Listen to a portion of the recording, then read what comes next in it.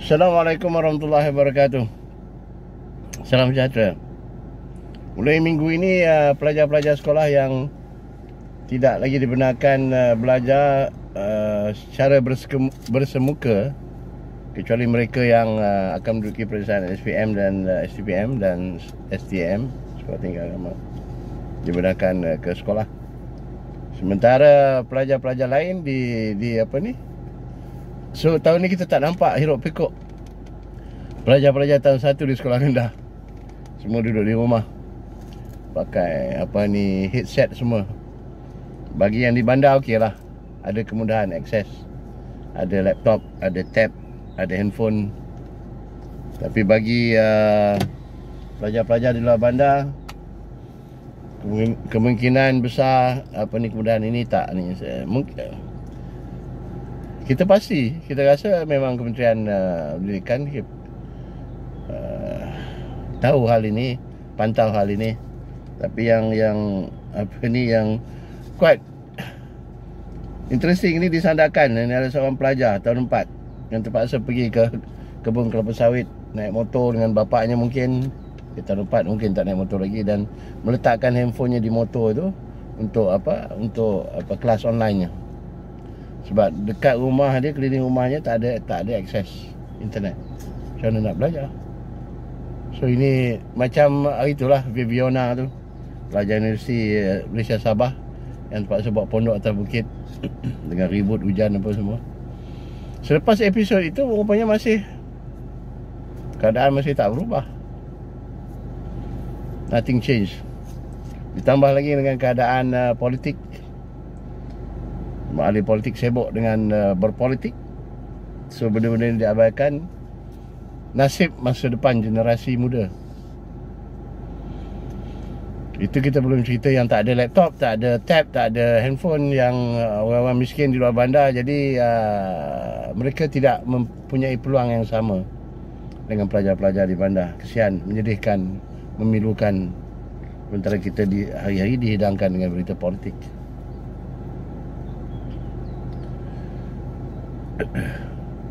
So YB Fahmi, MP Rumah Pantai pun mempersoalkan mengenai apa ni,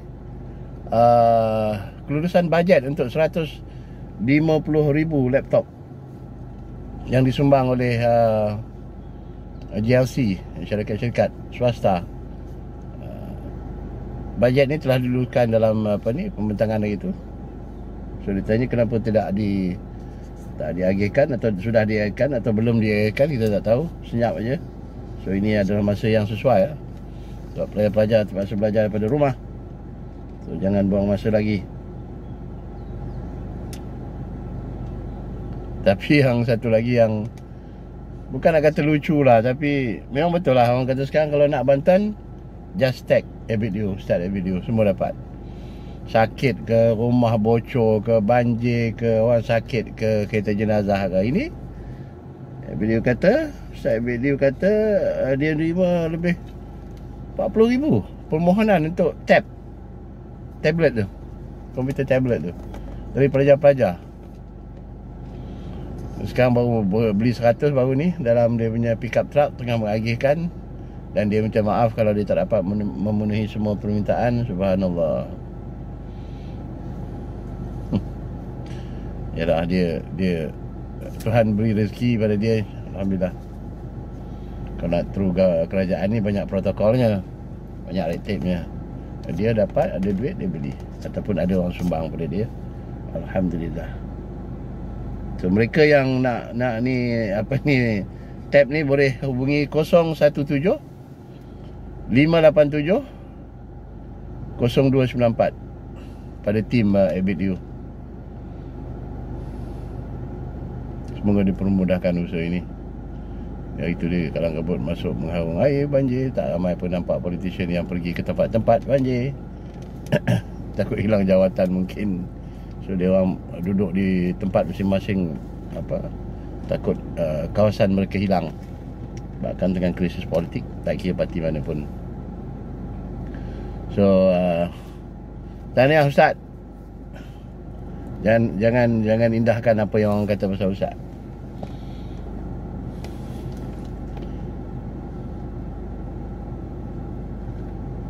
Tapi yang paling menonjol lah, saya rasa the only person, kalau through media sosial lah, sebab apa ni, MP Muar saya sarik dia buat botak challenge sampai ada orang tak suka lah.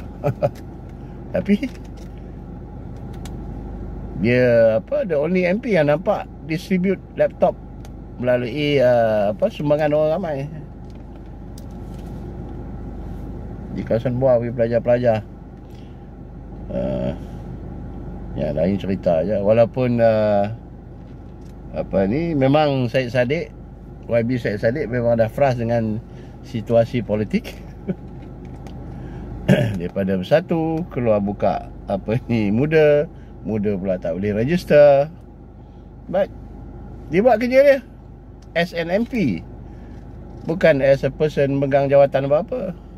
Bukan sebagai menteri ke apa. Itu je menteri. Sekarang dah tak jadi menteri. Bukan sebagai tak ada jawatan lah yang official official jawatan dia ahli parlimen Muar. Itu je. Kenapa setengah pemimpin nak tunggu pegang macam masyarakat kata, pemimpin UMNO memerlukan jawatan dan kementerian untuk membantu rakyat. Saya Saddiq tak payah pun. Itu yang saya katakan lagi tu. Sebagai seorang MP pun dah cukup. Kalau NGO pun cukup. It's the way how you work. Macam mana anda kerja, macam mana anda organize untuk mendapatkan mendapatkan dana. Yalah, kalau you ada jawatan tu, it's a plus lah, it's advantage. Sebab orang nak bagi orang tengoklah siapa jawatan you, so you, maknanya nanti boleh tolong you balik selepas you bagi. Macam tu lah. Tapi apa yang saya buat, tak nampak pun orang lain buat. Ada ke? Kok saya tak nampak? Mungkin Syed Saddiq ni social media savvy, kan? So dia cepat lah yang so alhamdulillah. Sama main betul sebelum maghrib sampai ini wireless mau saya back dia dengan laptop okey. Berapa orang duduk kat dalam? Dengan ibu ayah je. Oh, ibu ayah. Assalamualaikum Cik Sihat. Minta maaf datang lambat ni sebab nak habiskan secepat mungkin. Ni pada 5:50 habis. Alhamdulillah. Terima kasih. Sama-sama. Jadi sampaikan salam dekat keluarga semua. Saya Muhammad Jaya dan Berjaya dan Lupa Bapa. Tapi orang macam Bang Mat ni orang macam Bang Mat Sabu ni duk cerita pasal politik lah siang malam. Salah siapa patut berkuasa, siapa patut berkuasa, siapa tebuk lubang, siapa naik atap tebuk lubang, tebuk dinding, macam-macam lah. Tak habis-habis pasal politik.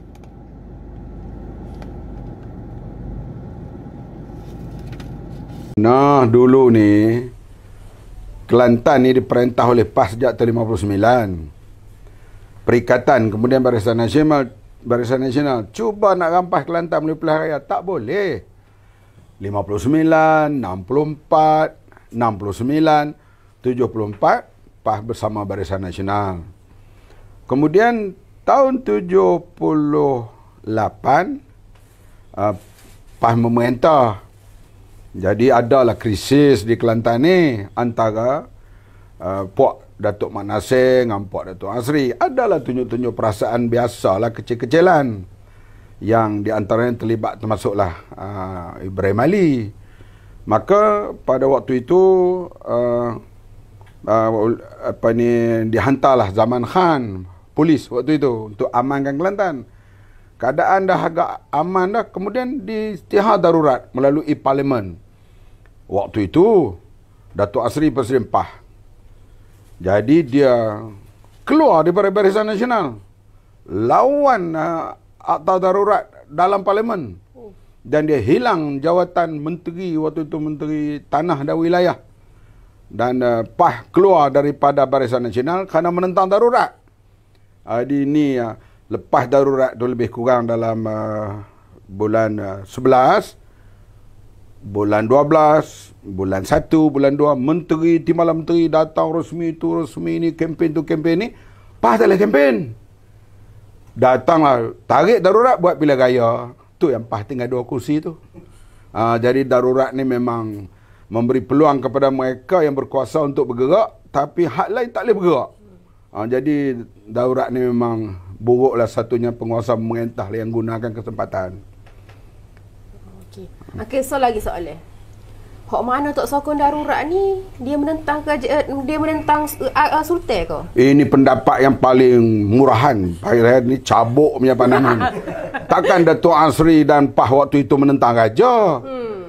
Sebab darurat ni dikehendaki oleh Hussein On dan UMNO waktu itu untuk nak capai Kelantan. Jadi majalah ni serupa itulah juga yang daruratnya Mahiudin Yassin. Kerana dia tak cukup dah orang yang menyokong dia di parlimen, maka buat darurat, kita lawan dengan Mahiudin dan memimpin kerajaan sekarang, bukan dengan raja. Takkan kita nak kata PAH dulu ni menentang raja. Tapi pok-pok PAH lah ni pelik. Sikit benda lawan raja. Jadi ni saya nak kata pendapat yang cukup bangsat macam ni.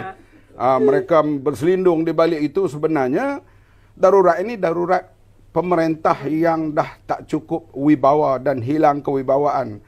Ini yang diisytihar darurat. Jadi kita tak ada kena mengena hal lawan raja ni. Kita nak lawan parti politik yang memerintah, iaitu Mahiudin Yassin, yang mendapat kuasa melalui backdoor government. Orang dia lari sekarang sorang, maka dia hilang majoriti. Maka dia gunakan darurat untuk mengekalkan kuasa. Jadi PAH ni pelik lah. Benda begini dia kata lawan raja, hanu lawan raja. Gapo jadi PAH ni? Dulu dia puji Lim Kit Siang. Lim Kit Siang menentang darurat. Dia DAP. Inilah jasa DAP, menentang darurat. Kita takkan lupa jasa DAP. Sekarang ni lain pula bunyi. Tak boleh pakai dah buat member PAH ni. Sama juga dengan YB mana ni? Kolanas. Adun. YB Alwi. Yang yang mengatakan bahawa UMNO masih dengan bersatu. Walaupun everybody dah kata UMNO takkan bersatu. Sebab dia kata sampai saat ini, hari ini, UMNO masih dalam kerajaan. Memang betul lah. Dan selagi tidak diputuskan dalam Perlembagaan Agung, UMNO masih menjadi sebahagian daripada kerajaan. So hampa lawan lah. Biarlah rakyat terabai, terkontang-kanting. Kadang-kadang saya duk fikir tak payah ada members of parliament pun tak apa. Actually harga barang naik pun everybody senyap. Dalam keadaan kesempitan ni harga barang pun naik. Kerajaan buat apa? Nanti kerajaan dah kata sekarang masa darurat kita tak boleh buat apa. Alasan lagi. Habis sampai bila nak orang kata nak boleh buat apa? Assalamualaikum. Sampai jumpa lagi insya-Allah. Itu kerjasama. Tak. Itu pandangan daripada bahagian-bahagian supaya memutuskan hubungan dengan parti PBM. Tapi masa press conference Nazri Aziz hari tu dia ada keluarkan statement. Itu Nazri. He is alone. Tapi as a party, kita belum buat keputusan untuk tidak bersama. Kita masih bersama dengan kerajaan yang ada. No, tak betul tu. UMNO masih buat keputusan kita bersama dengan kerajaan yang ada. Yang minta supaya kita putuskan hubungan dengan parti PPM itu permintaan daripada 111 ke 112 bahagian. Yang itu usul itu akan ditapis dalam jawatankuasa penapis usul. Kemudian jawatankuasa penapis usul akan tulis elok-elok untuk kita bentang dalam Perhimpunan Agung apa nak buat PPM ini. Sebab ada isu-isu, ada bahagian-bahagian tertentu yang rasa terancam. Ini kena sama-sama jawab lah. Kadang-kadang pandangan tu bukan semuanya begitu pun. Ada masalah. Macam di Kelantan, kawasan yang ada bersatu hanya Jeli dengan Tanah Merah je. Kawasan lain bersatu tak ada. Kalau nak kira kawasan bersatu ni, kawasan saya lah orang yang paling kecil hati dengan bersatu. Patutnya orang yang paling kecil hati dengan bersatu ni Tan Sri Anwar Musa. Sebab yang kalah dengan dia hampir hilang deposit jadi menteri kanan, dia menteri kiri. Lepas tu pengurusi jawatankuasa kabinet, kluster dia tu Razi Jidin. Patut dia lah kecil hati, tapi dia telan. Saya lah kecil hati sebab saya lawan dia. Tapi that is politik. Politik is like that. You berlawan, after you berlawan lah, macam main bola lah. Oh, you won 4-1, okay, next game I'll fight again. Apa yang sampai kita nak benci membenci? Dah pula kita sekarang duduk bersama memerintah negara. Apa yang kita nak gaduh lagi? Kursi you, kursi you, kursi saya, kursi saya. You carilah tempat lain nak bertanding. Simple as that. Kalau Allah kata akhirnya kena bagi kat dia sebab dia muda lagi, dia apa dia, okey, saya tak ada masalah pun. Habiskanlah sisa-sisa hidup ini untuk berkhidmat kepada Allah dan berkhidmat kepada manusia. Nak kerja apa dunia ni? Apa yang nak dia kerja? Jadi menteri, ingat sebab syok kan jadi menteri. Tanya menteri. Saya jadi wakil rakyat pun pening. Kejap telefon tengah malam, halo, rumah nak runtuh. Allah, rumah nak runtuh. Rumah nak runtuh ni salah kita lagi. Kadang dia datang jumpa kita, saya anak 7, dia kata. Dia kata sebab saya ke you anak 7? Lepas tanya, dia kata tak, dia nak bagi tahu jadi anak ramai. Tengok dia datang tu dengan marah. Dia anak 7 tu dia marah kat kita, padahal kerja dia anak 7.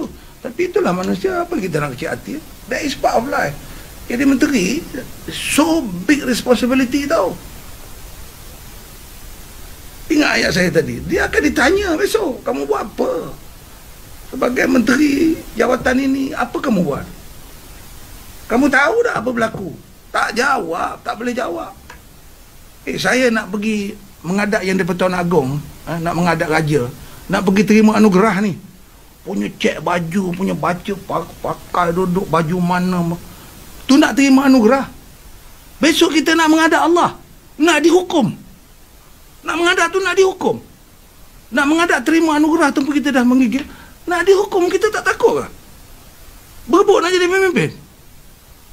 Sayyidina Umar kata, kamu meniti di birat telaga neraka.